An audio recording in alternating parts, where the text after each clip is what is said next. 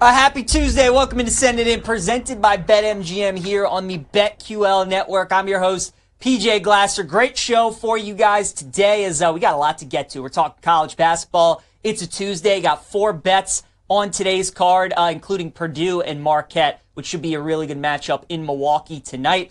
Talking about college football, it's a Tuesday. We'll dive into the 6 marquee games of the weekend. Not really like the craziest slate. Indiana, Ohio State, certainly the headliner, but some very interesting matchups. I think we got some good lines on the board. We will dive into those. Kate Constable going to join us middle of the show for Model Making Money. We'll get Kate's thoughts on some of the NBA games today, including Celtics and Cavs. Cleveland 15-0 this season. Can they keep it rolling?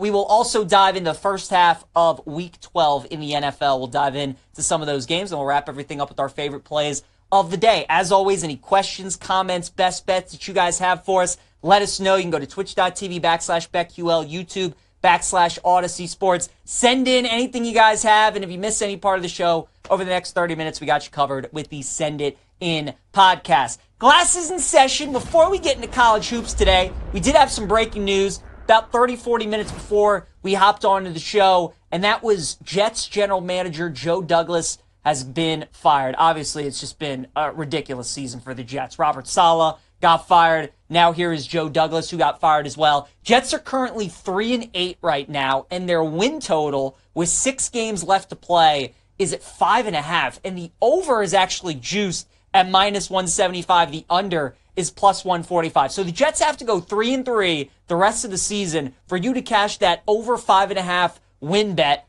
And the under is +145. And like their schedule, they certainly have some winnable games, but they got some tough games as well. And it feels like of the 8 losses that the Jets have had this year, I think 7 of them have come with them as a favorite. They have been a horrendous, an all-time bad favorite this season. You just blind bet the underdogs. You've been making a boatload of money this season. They do have a bye week this week, which is probably another big reason why they did make the change and decided to fire Joe Douglas. But they're home against Seattle after the bye, then at Miami, at Jacksonville, home against the Rams, at the Bills, and then home against the Dolphins. So, I mean, look, the Dolphins are battling for their playoff lives. That will not be an easy game. The Bills are going to be battling for the 1 seed, and that game's on the road in Buffalo. And then you got 2 games against the NFC West, and all those teams feel like they have a chance to win that division. So the Jets are going to have to win 3 of those games for you to cash the over on their win total. I think the under, +145, is a great bet. The Jets are just a total mess right now. Who knows where the heads are at of these players? Who knows if Aaron Rodgers wants to come back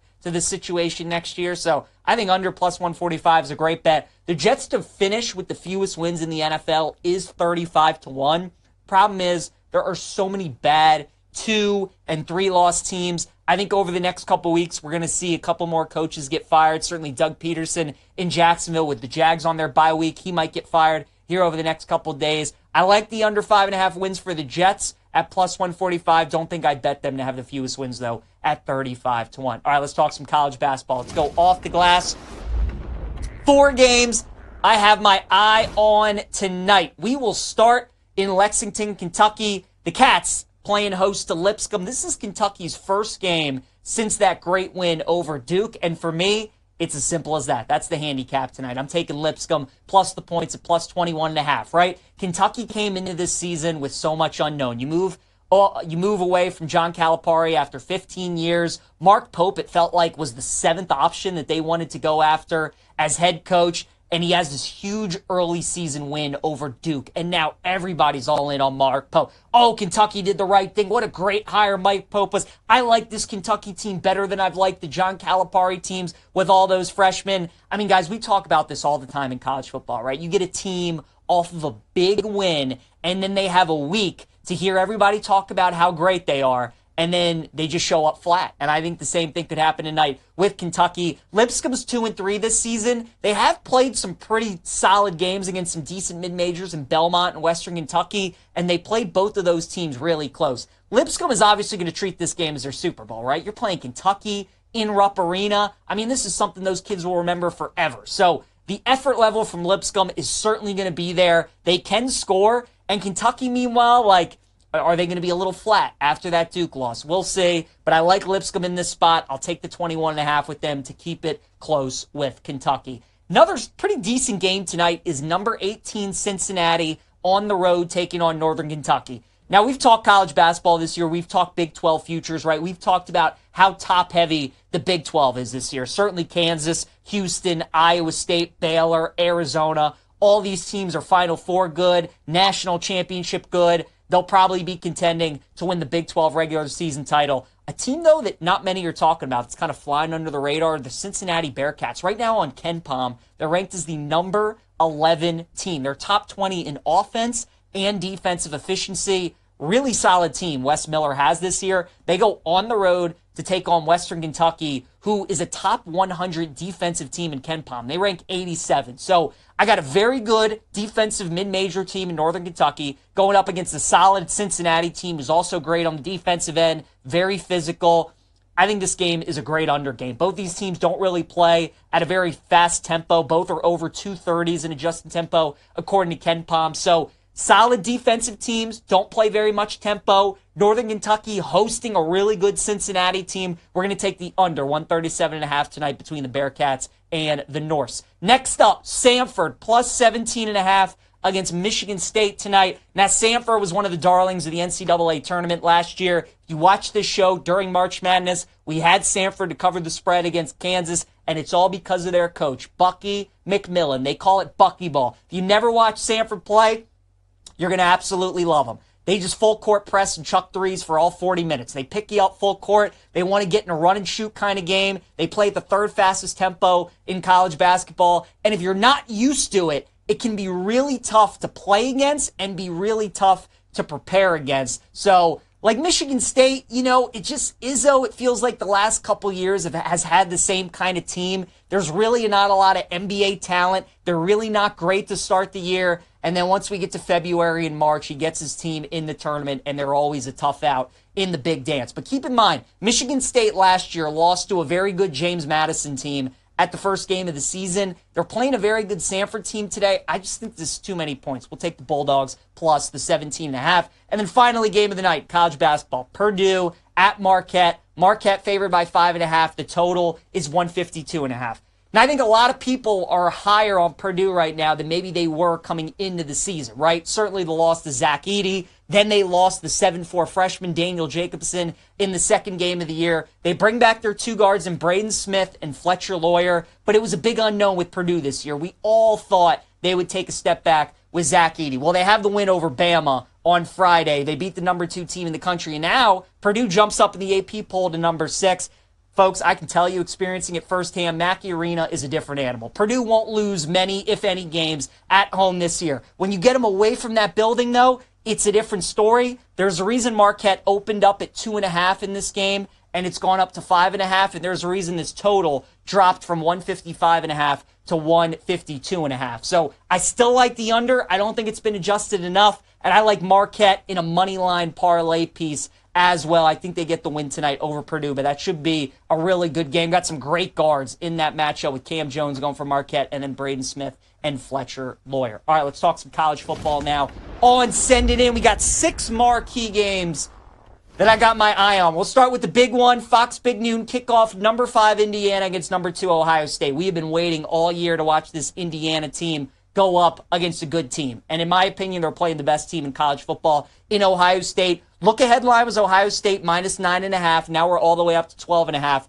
on BetMGM. The total is sitting at 52.5 as well. I'm going with an interesting angle in this game that I don't think many people are going to attack. I'm looking at the first quarter. Kirk Cignetti, I think we all agree, is a tremendous coach. There's a reason why everywhere he goes, he wins. And there's a reason why Indiana just gave him a boatload of money to stay there as his head coach. Well, Indiana's coming off a bye week. And since Kirk Cignetti in 2017 was the head coach at Elon, his teams are 10-2 off of a bye week, and they normally start extremely fast. On the flip side, Ohio State has not been good this year in the first quarter. They have really struggled to get off to some good starts. Last week against Northwestern, that game was 0-0 in the first quarter. They were up 7-0 on Purdue in the first quarter. They trailed Penn State 10-7. They were up on Oregon 7-6. They led Iowa 7-0, and they led Michigan State 3-0 as well. So a bunch of these games in the first quarter with Ohio State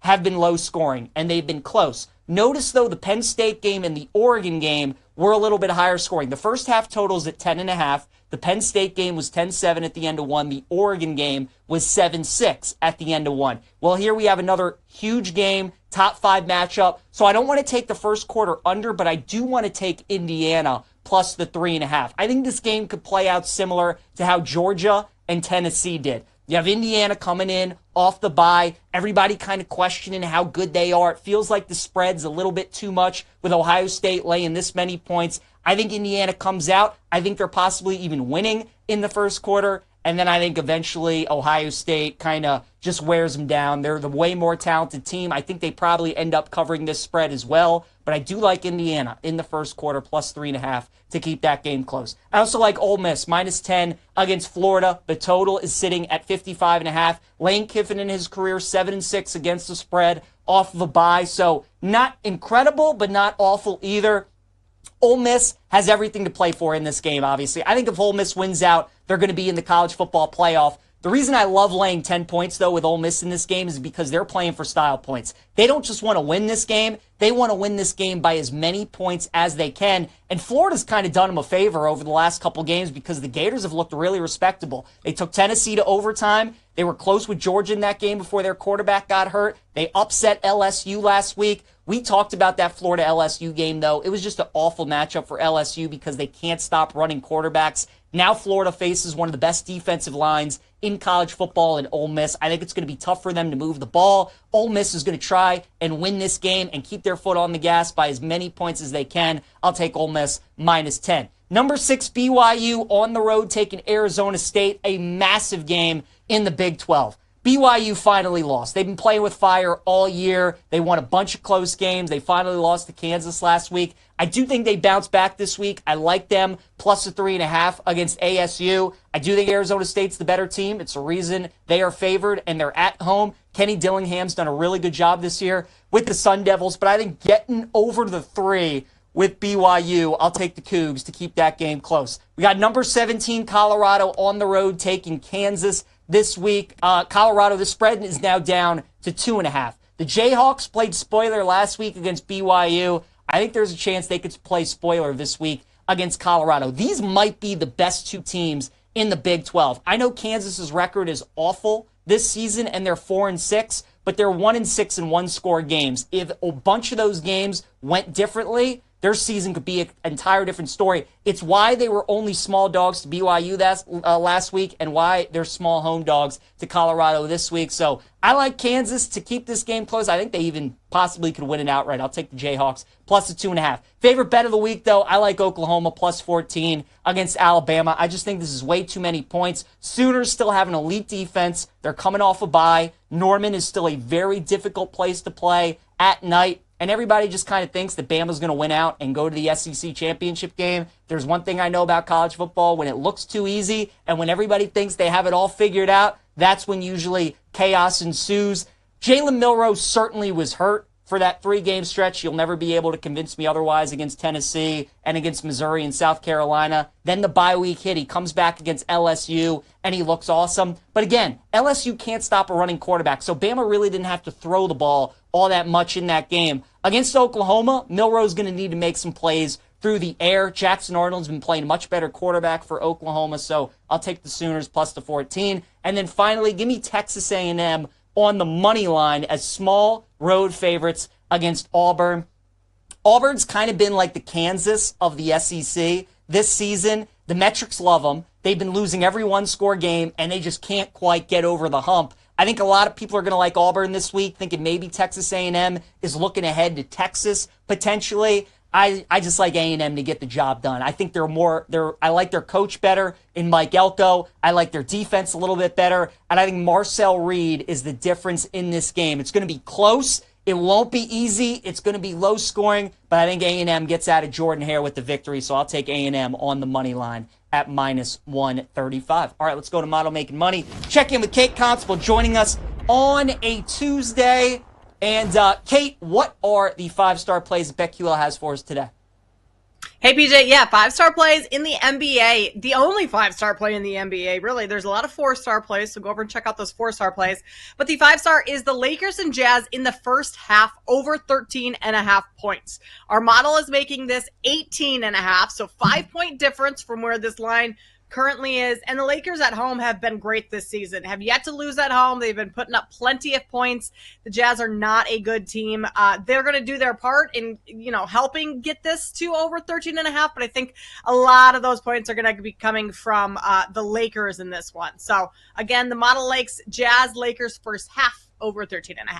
All right, very good. Kate, game of the night, game of the season so far up to this point in the NBA is the Cavs and the Celtics. The Cavs, a perfect 15-0. They're on the road tonight in Boston. 5.5-point dogs. What do you make of this game tonight? Anything that you like? Side total props? Yeah, I lean towards the Cavs getting the points here. They've been playing obviously phenomenal so far, and I think this is just a little too much that this is ticked up. Now, it's still shaded towards the Celtics, so you might want to wait and see if you can get an even better line, maybe a 6 pops before we get to tip-off. But what I love the most in this one is the total. I think we're going to get a fast-paced, tons of scoring in this game. 235.5 right now is where it's sitting. What's made the difference in the Cavs this season in their offense, like efficiency has been great, but it's the pace. It's how quickly they're getting up and down the floor. They're pushing the ball, and as a result, they're scoring a whole lot more. And the Celtics are a team that can run and gun with you as well. They have no problem doing that. Plus, if they get hot from behind the arc, they're going to, score plenty of points from deep, and the Cavs are allowing opponents the third highest 3-point shooting percentage of any team in the league. So if the Celtics catch fire, this could be a little dangerous, but I like that more so in terms of the total here, just knowing this is going to be fast-paced, high-scoring. I like the over. I will say, though, PJ, if you do like the Celtics to win or cover tonight, I would look at taking them to win their group at plus 350 because this is an NBA Cup game tonight. They did lose to the Hawks, which was a really bad loss, but they still have to play the Wizards and Bulls. So if they beat the Cavs tonight, Wizards and Bulls, they'll have one loss tied with Cleveland, assuming Cleveland wins the rest of their games. So a one-loss Cleveland, a one-loss Boston team, the Celtics would have the tiebreaker over the Cavs. So instead of, taking them to cover minus 5.5 at minus 110 tonight, takes them to win the group at plus 350. I like that. I think that's a great angle, Kate. We talk about that all the time, right? Like these games that happen and how it might affect the futures market. So good luck there. If you like Boston, maybe bet them to win the group. Anything else that you like in the NBA tonight? Obviously, that Cavs-Celtics game will have a lot of attention, but anything else you're betting? Yeah, going back to that Lakers-Jazz game, I think Anthony Davis has a big night tonight. He's just crushed the Jazz in recent seasons. His points and rebounds prop sitting at 41.5. I think he can go over that. I think he scores well into the 30s tonight, so getting over that should not be a problem. If you look at the 3 games against the Jazz last season, 37-15, 15-15, and 26-16. So he's had plenty of success against them. I think he can do that again tonight. Anthony Davis, over 41 points and rebounds. And then I also like the Nuggets, plus 3.5 against the Grizzlies. These two teams played just 2 nights ago, so this is one of those little mini series. The Nuggets lost by 15, I believe, in that one. It was not a close game whatsoever. So to still be just 3.5-point underdogs, I think that's kind of telling you to take the Nuggets. Plus, Jamal Murray was awful in that first game. I think we see a much better performance from him tonight. He's gotten some criticism over the last couple days because before that first game against the Grizzlies 2 nights ago, he was in New York the night before at a UFC game. Stayed out late, flew to Memphis after the fight got over at like midnight New York time. Not a good look. He only had 13 points in that game. There's been just a lot of talk about that. So I think we see a huge game tonight from Jamal Murray and enough to cover this number at 3.5 against Memphis. All right, very good. Kate, what are your thoughts on the Philadelphia 76ers? They're tied right now with the worst record in the NBA with the Wizards. Obviously, they've had injuries. It's just not been a good start for Philadelphia. Do you think they're completely cooked, or do you think that they're going to figure it out here, maybe as we start to head towards Thanksgiving, towards Christmas? Right now, PJ, they seem like they're cooked, right? They had a players-only meeting yesterday that was called. Tyrese Maxey calls out Joel Embiid for being late to everything.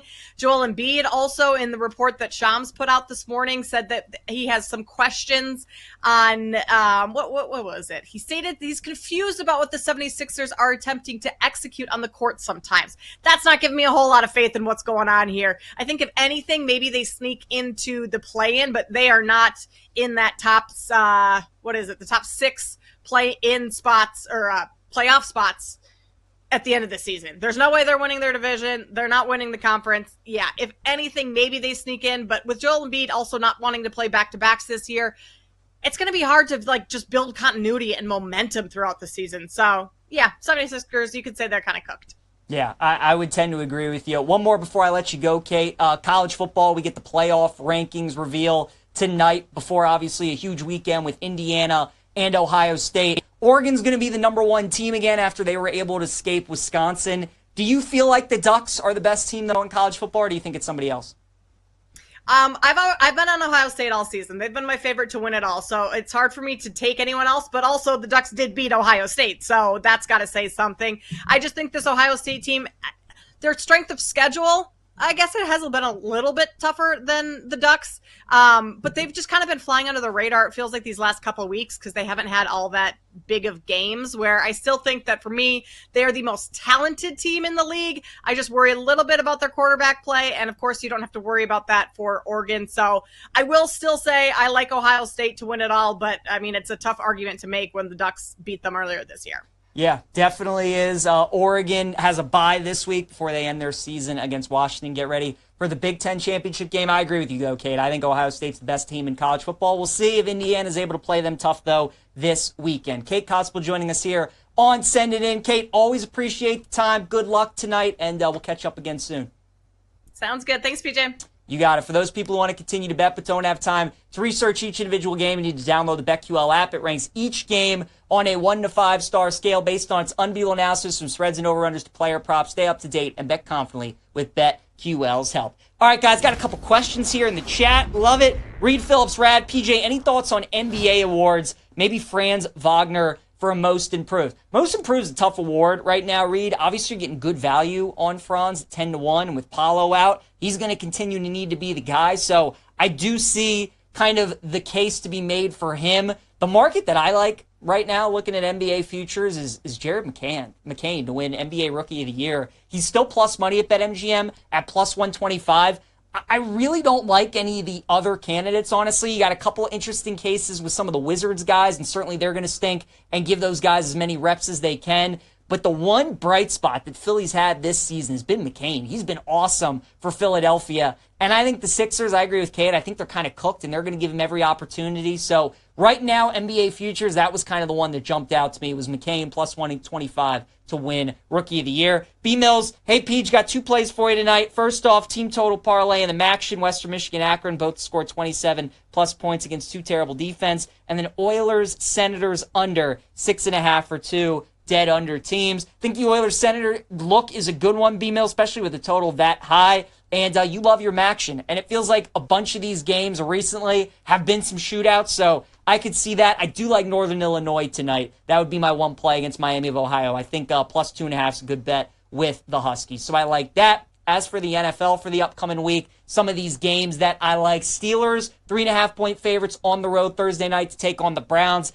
in a divisional matchup. Steelers are coming off an emotional, tough, physical game against the Ravens. Now they go on the road on a short week and they face the Browns, who are coming off of a blowout loss. This line has gone down from 4.5 to 3.5. I think anything over 3, I would like Cleveland plus the points against the Steelers. Vikings on the road taking the Bears. Minnesota 3.5-point favorites. Third straight road game for Minnesota. They played Jacksonville, Tennessee, and now the Bears on the road. And the first 2 games have not been pretty at all for Minnesota. And don't expect this one on Sunday to be pretty either. Bears offense did some good things, right? Caleb's looked the best on Sunday that he has in a while. And with all that being said, the Bears only scored 19 points. Now Caleb gets his first test of Brian Flores and all the different disguises and things that he can bring defensively. I think it's a tough matchup. I think the Bears defense continues to do their thing as well, so I like the under 39.5 in Vikings and Bears. Lions, 8-point favorites taking on the Colts with a total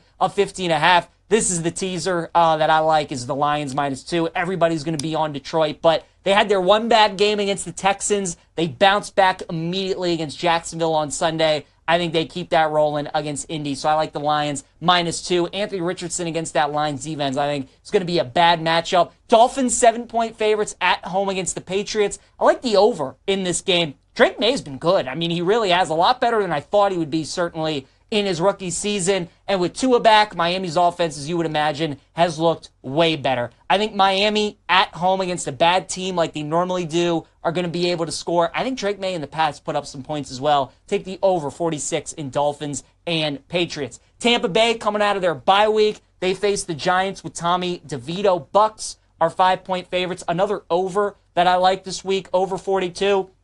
Daniel Jones, much has been talked about how horrendous he has been at home. I think he's got like one passing touchdown this season or something like that. Giants offense has been horrendous. Bucks defense has not been all that great. And I think with DeVito coming into the mix, I actually think the Giants might get a little bit of a spark. Dable is coaching for his job, so he's going to try and do everything that he can. And the Bucks offense, even without Godwin and Evans, has still been putting up points. Baker's been really good this season. Much needed bye week for Tampa Bay. Coming off of that, I think they score. The Giants do as well. We'll go over 42. Cowboys and the Commanders. It is crazy to see the Commanders as a 10.5-point favorite over Dallas. Just absolutely nuts. Jaden Daniels this season, 5-0 straight up and against the spread as a favorite. It's kind of incredible what he's been doing as a rookie, winning all these games and covering all these spreads as a favorite. I don't know how you can bet Dallas. I was on him last night against Houston. There's not a lot to like there, especially with Cooper Rush as their quarterback. Washington's a really good running team, and I just think they're going to run the ball as much as they can against that Dallas run defense. So it would actually only be Washington or pass for me. This feels like a really good get-right game for Washington. They have an extended rest playing the Eagles on Thursday while Dallas is coming off of a short week. So I'll take the Commanders here, -10.5 against the Cowboys. And then give me the Panthers +11 against the Chiefs. Is this just not like the perfect NFL game? You have like the best franchise in the NFL currently against the worst franchise in the NFL in the Panthers. You have one of the worst quarterbacks in Bryce Young versus the best quarterback in Pat Mahomes. So naturally, the Panthers will find a way to keep this game close, right? Think about the Chiefs' schedule too and kind of the games that they've played recently. Overtime game against the Bucks. Then you play the Broncos, game-winning field goal. Then you have the monster showdown against the Bills. Like if there was ever a letdown game on the road, 1 p.m. against one of the worst teams in the NFL, Panthers are coming off their bye. We know the Chiefs love to do this. They win games, but they don't cover these big spreads. I would hold my nose. Not one of my favorite play of the week. I don't know if it's going to be my pick 5, but I would take Carolina +11 against the Chiefs. All right, folks, let's wrap the show. Our favorite plays of the day with PJ's plays. Darius Garland under 2.5 3-pointers is going to be my prop lock today at -125. In the month of November, Darius Garland's home and road shooting splits from 3-point range have been crazy. He's a really good shooter from 3-point range at home, struggles when he goes on the road. In only one of the road games in November this season has he had a game where he's hit 3 or more 3-pointers. Big game like this against the Celtics, I'm taking the under 2.5 threes tonight with Darius Garland. Underdog of the day, I'm going to take Samford +17.5 against Michigan State. I just love buckyball. I love watching Samford and the way that they play. Full court press, shoot threes for all 40 minutes. It's a frantic pace, and if you're not used to it, it can really throw you off. So I like Samford +17.5 against Michigan State. I just think that's too many points. I think the Bulldogs hang around in that one. And then my best bet's going to be Lipscomb +21.5 against Kentucky. A full fade of Kentucky. They have not played since that big win against Duke. They've had a week of everybody telling them how great they are and what a great coach Mark Pope is and what a great hire that was, and that Kentucky might be good enough to win the national championship this year. I think Lipscomb keeps it close. A little bit of a letdown for Kentucky. We'll take Lipscomb +21.5. Once again, our best bets for today: Darius Garland under 2.5 3-pointers against Boston. Samford +17.5 against Michigan State's our dog of the day. And Lipscomb, our best bet, +21.5 to keep it within the number against Kentucky. Thanks again to Kate Constable for joining us. Andrew Gillis, who covers Ohio State, joins us tomorrow to preview the Buckeyes and the Hoosiers. We'll see you guys then.